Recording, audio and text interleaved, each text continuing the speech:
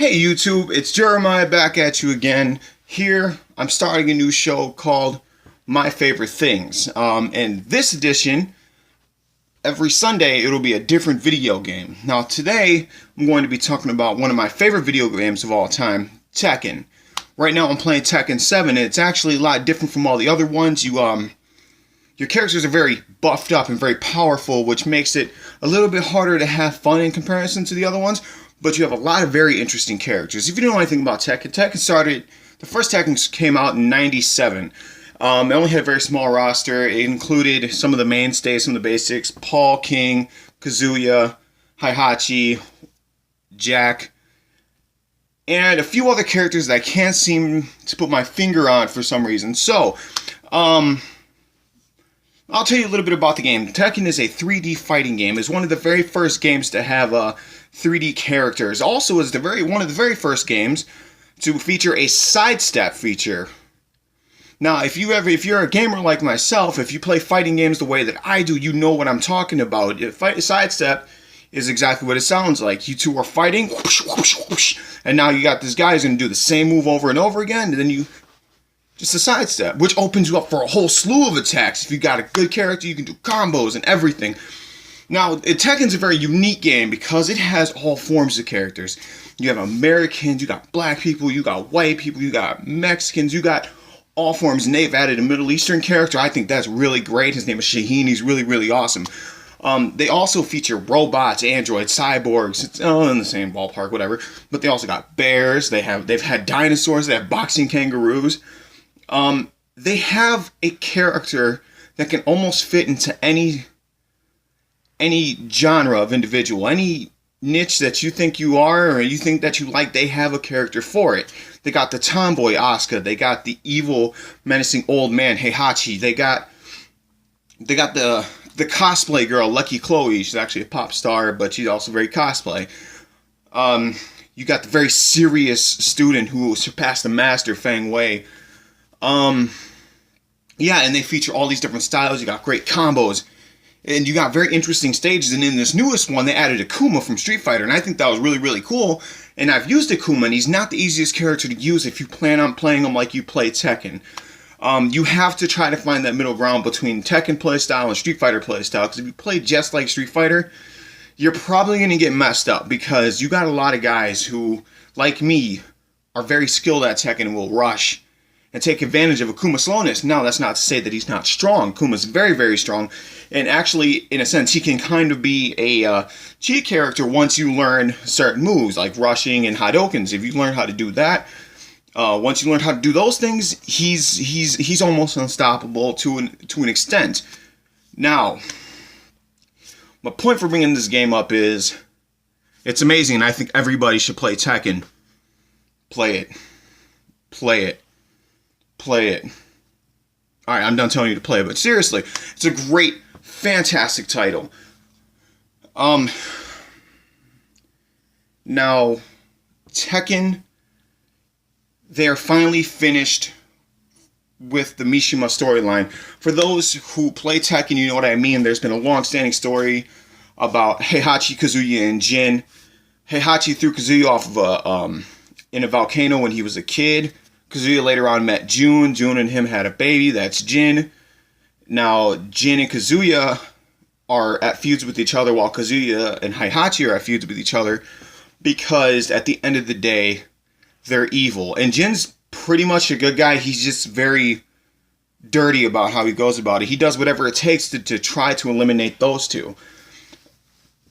I will give you my top 5 favorite characters now to use. I feel like there's a lot of characters that I'm really good with, and there's a lot of great characters, but I have to limit it to 5 because that's life, and I can't say, hey, my favorite character is all 46 of them, because, well, I got an issue then. So, break it down to my top 5. Alright, number 5, I'm going to go with Steve Fox. Steve Fox is a boxer. Now, a lot of people don't give Steve Fox the credit he's due, or they give him too much credit because he's very fast, and he's very dodgy, and he's very good at what he does, but he's also very stylish, and that's why I like him. and I know how to use him very well. He has a lot of quick jabs and uppercuts. Obviously, he's a boxer. I also enjoy his backstory, which is that he was created in a government facility, or a facility for the either the Mishima Zaibatsu or the G Corps, when Nina was cryogenically frozen and took some of her eggs, and that's how Steven came along. So in a sense, Nina is Steven's mother. Spoiler alert, too bad. Number four.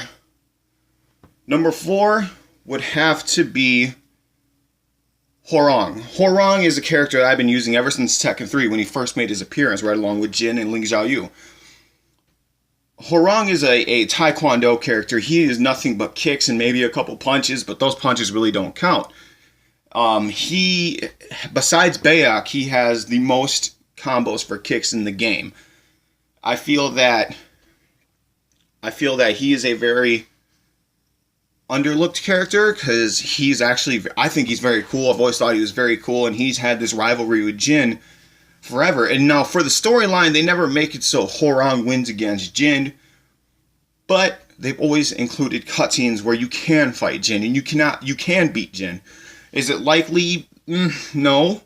But there is a power hidden within Horong that they keep hinting around to in some of the games and some of the lore, and some of the creators of Namco of Tekken have kind of teased that maybe there's more to Horong than we know. Would I like to see a devil version of Horong or a monstrous version of Horong? Would he be like how Jin has the devil form, he has a violent form, as if he was like Violent Ken or something like that?